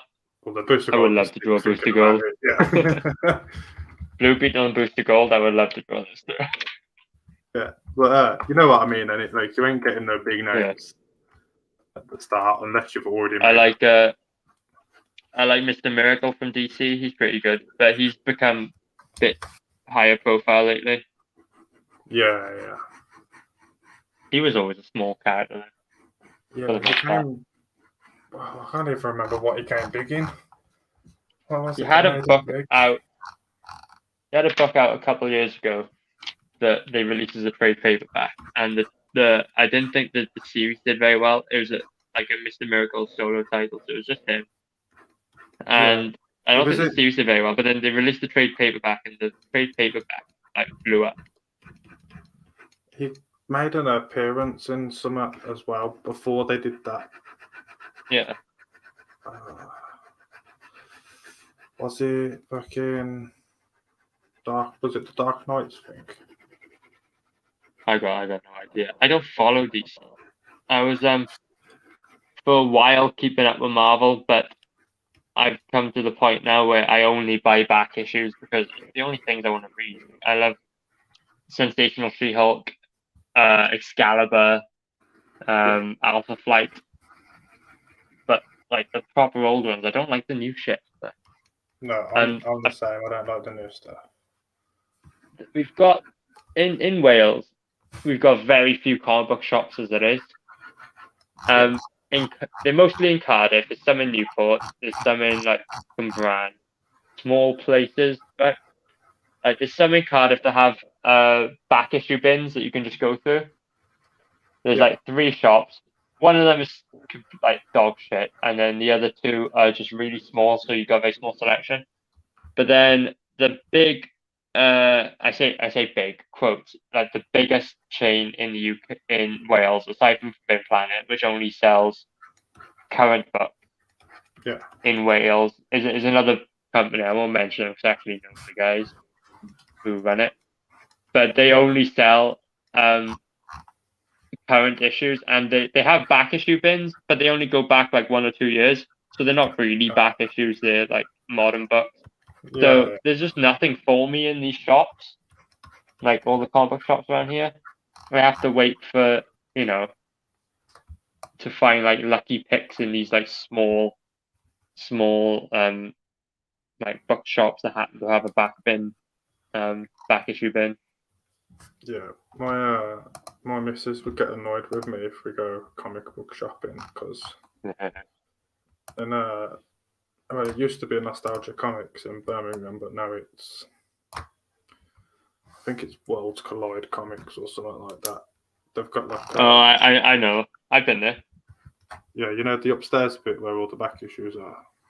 Yeah. I could spend weeks up there. Yeah. See, before the lockdown, I was planning a big like comic hunting trip, like hit up Manchester, Birmingham, London. Yeah. Like I've been to London a few times, so I know the comic book scene quite well. I know the shops are like Mega City Comics in Camden. That's the best comic shop I've ever been to. I bought so much there. I was planning to do this big run, and then never fucking happened because of the lockdown. So And you've adopted a dog instead now, so. Yeah. Suck up all my money. Yeah. Oh, and she has already. We bought her so many toys to start with, and she broke them all. And then she's bored because she's got no toys to play with. When we adopted our dog, she came in the house, and the first thing she did was grabbed a pink fluffy slipper and just went mental on it. It was quality to see. Can't use that again. She's the dog from Romania.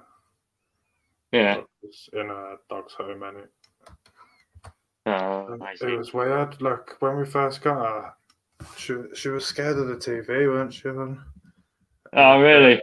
Yeah, because I imagine the Romanians wouldn't have had a TV.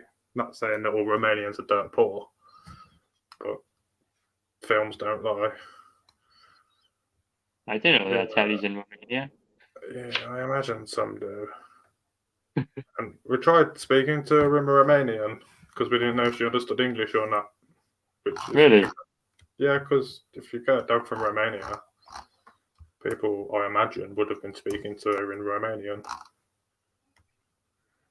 And we spoke, we just said like sit and stuff in Romanian, and dog was fucking depressed for days. Really? Yeah, so not allowed to speak Romanian in this house. Because you'll upset the dog. That's quite funny. I don't. I don't speak to the dog a lot, like in English. I like just make noises at it more than anything. You will. I guarantee you will. It just the thing is, like, she obviously doesn't know what I'm saying. So as long as I say something in like a happy tone, regardless of what it is, she'll respond to it. Or in an angry tone. So I tend to just make a lot of noise at her. Give it by the summer, you'll have full-blown conversations with her. Probably, yeah. Probably. She fell asleep on me for the first time yesterday. That was quite cute. Yeah.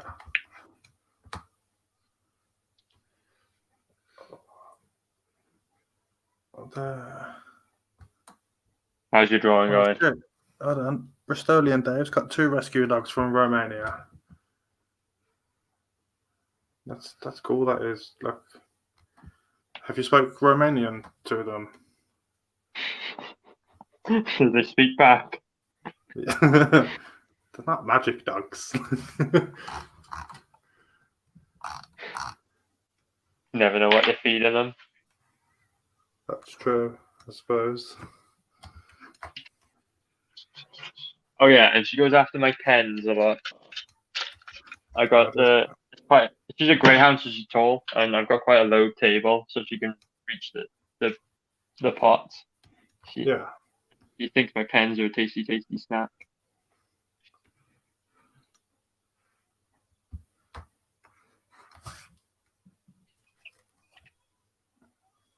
That's something you haven't experienced, is buying art supplies, isn't it?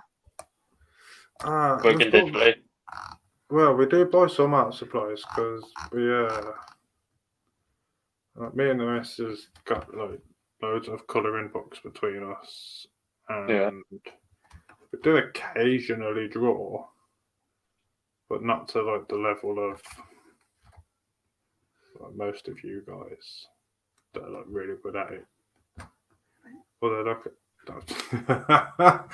did you hear her then? I didn't hear, no. She said thanks. What's it? Because I said we don't draw to the level of you. She said thanks. I did say at the start of the stream, you draw really good, just when you can be really bothered. And if you was to do a book, it would take you about 4 years to do it. Why? You don't draw every night. I'm in trouble now. Uh-oh. Someone's in the doghouse. She said I'm not in trouble, which actually scared me even more. Not in trouble yet. Yeah, we get most of our supplies and stuff from just the works. Yeah, that's a good place to go. Okay, we've got, what are they called? You know, like them alcohol-based markers for colours. Yeah. Got some of them. Got ridiculous amounts of pencils and felt tips and shit. The works used to be the one place around here you could go to find comic books. Can't find them in my local one. In Cardiff, actually, one of the best comic book shops is like the Bernardo's charity shop. They actually have loads there. They've got like a whole rack of them, and I found a bunch of alternate books there. And that's how I got into Alterna, is buying them through Bernardo's. We got loads of charity shops by us. Yeah. Quite often there's comic books. Because I'm more of a graphic novel guy. Yeah. I think I'm getting into that now. Yeah, I can't be asked for single issues anymore. Right. I'll show you this now because I'm on my phone. I can move it around. So I got my cupboard here where all my clothes are, and then at the bottom I've got like 4 boxes of my best comic books. So like all these 3 are alphabetized, these long boxes. And then it stops. And then this one is my like special box where I keep my favorite comics. So like all the She-Hulks are in this. Yeah. Like all the sensational She-Hulks. All the Excaliburs are. I've got all the Macs. Okay. All the Excaliburs. At the back, I've got all the Monkey Man and O'Brien comics. All the who? You see them, right? Monkey Man O'Brien. That's Arthur Adams, indie comic. Oh, nice. I'll show you it. And also like John Burns' Babe. So I've got this here because Monkey Man's villain appears in this series, so I kept all of that there. Because what I want to do is like Monkey Man O'Brien is quite a rare comic book, and I've actually got every single appearance of him. Like I've collected them all, and I want to get them custom bound.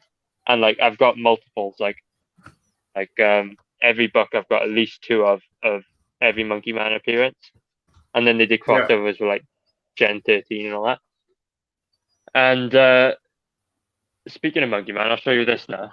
I'll just put the phone down for 1 second while I get this out. This is big. So this is the biggest comic I own, and I had to assemble this myself. Like it's a folder, see, like an A2 size folder. Well, actually A1, I think.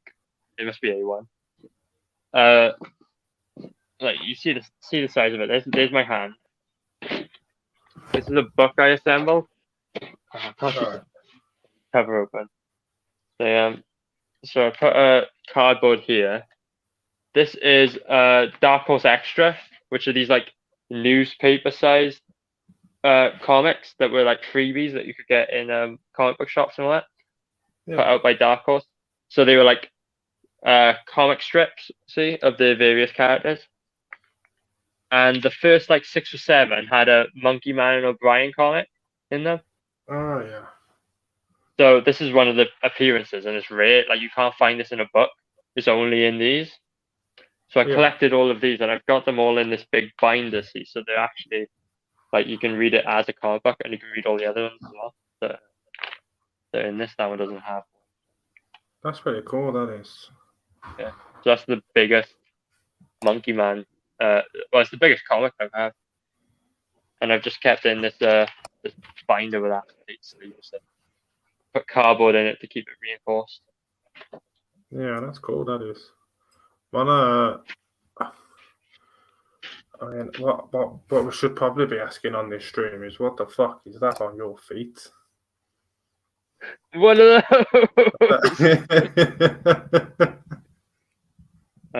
Oh, look at this! This is what I found. This is the Stanley autograph. Oh, nice.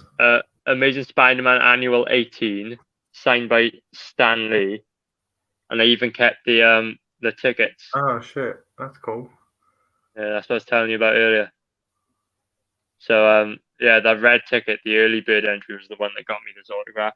Got the I won't focus, the authentic Stan Lee Excelsior approved sticker. Yeah. Yeah, and this needs a change. This is an old comic, so it makes the bag wrinkly. See, you can see it there. Yeah. So I need to switch it out soon. I've also got it in a hard top loader thing. Yeah, top loader to keep safe. That's the other. Where's this? Lost its place. I've got a bunch of signed books in here. One of which is really cool. I'll show you it now. Have a look at this. So Excalibur is one of my favorite Marvel properties, and I went to Cardiff Comic Con, and like I was going through the bins, and I found the Excalibur section, and this is Excalibur #1, and the guy had 2 copies of this, and one was like immaculate, there was nothing on it, and then this one, it's hard to see. Can you see the little scribble on there? Someone's drawn someone's by my thumb, but someone's drawn a phoenix on it, and then there's this scribble up here. And so the guy sold me this like really cheap, thinking it was a scribble. And then later on, right, so Alan Davis is the artist of this book. And then I was like, that kind of looks like Alan Davis's signature. Camera's not focusing tonight. Looked it up, and yeah, he signs all his books like that, and then does a little scribble of the phoenix for this. It's an Alan Davis signature. Wow. Yeah, and I got it cheaper than the other one, which was pristine. Oh, that's cool as fuck. Yeah. I mean, for ages, I was gearing up to get a Stanley signed book. Yeah. And like just before I was ready to pull the trigger, he died. The box went up like times 10 value, and it was like, well, that ain't happening for a long time. Yeah. Gotta get that hype down. We'll give it a couple of years, maybe, or maybe I'll just keep going up. I mean, maybe. I hope not, but maybe.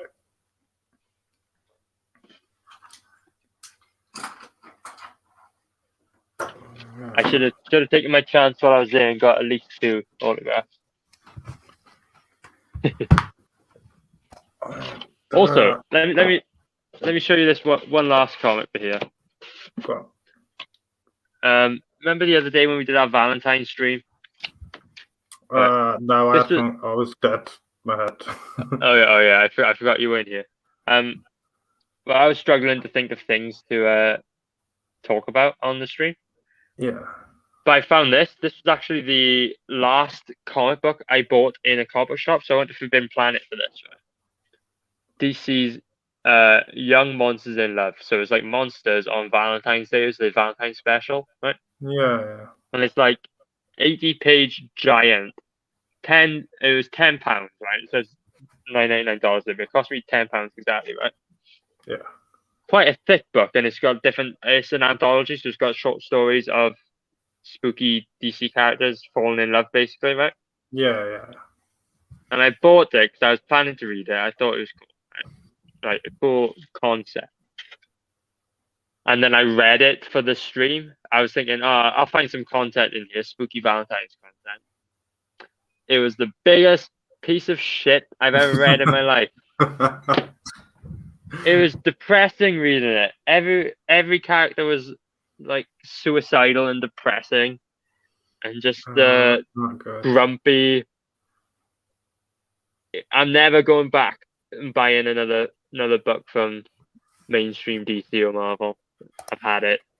I mean, this I prefer the DC over Marvel, but I'd be gutted if that happened to me. Well, it's not even a DC Marvel thing. Like, I love the JLA and JLA Unlimited and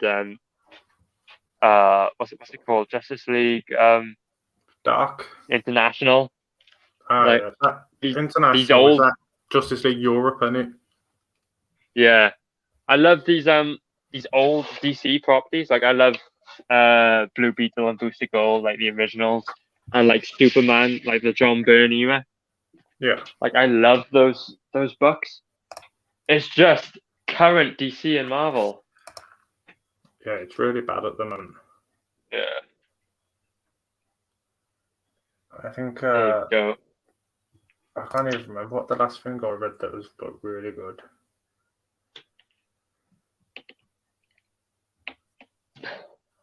I bought. You got it? Yeah. I bought all of Old Man Hawkeye.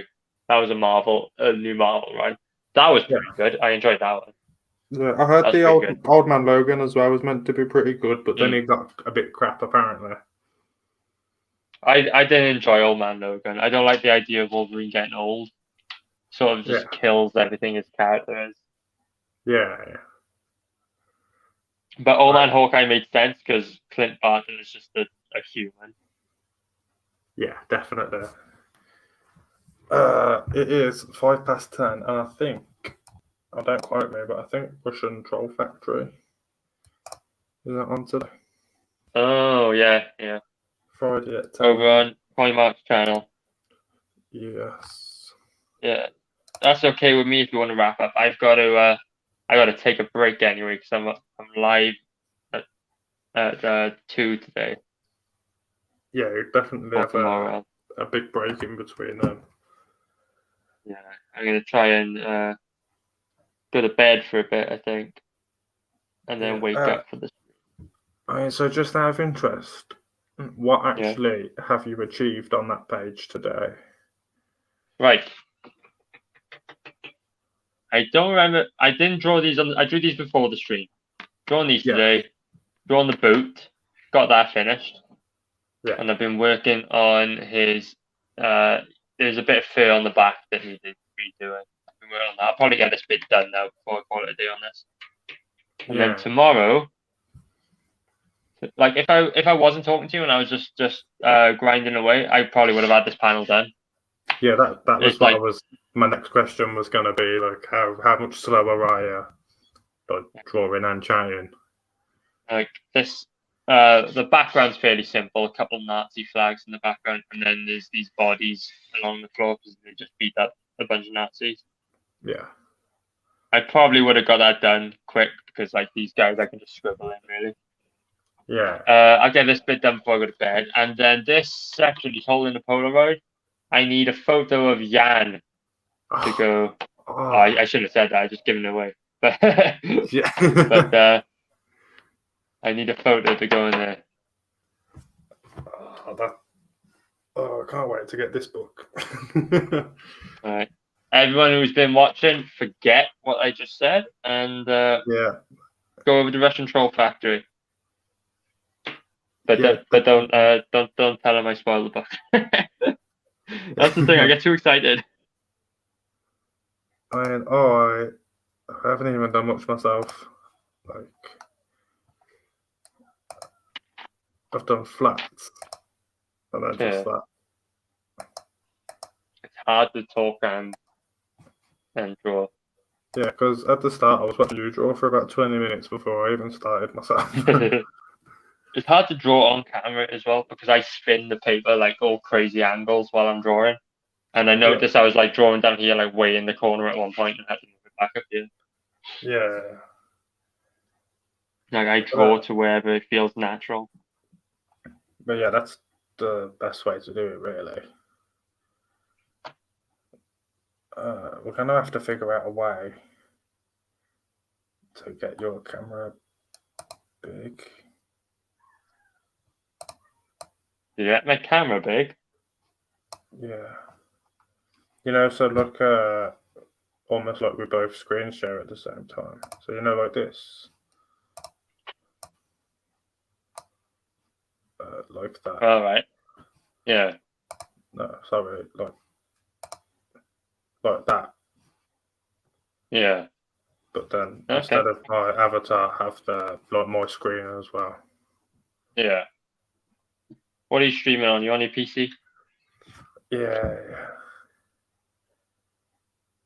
Yeah, I'm just on my phone today. Yeah, I can be asked to set up the. Because when I want to set up the Mac for a proper stream, it's like a lot of setting up to do to get that up. Because I use my art desk to stream on, and my art desk is at an angle, like you see the pen fall. So I have to like reset it so it's flat, the screen.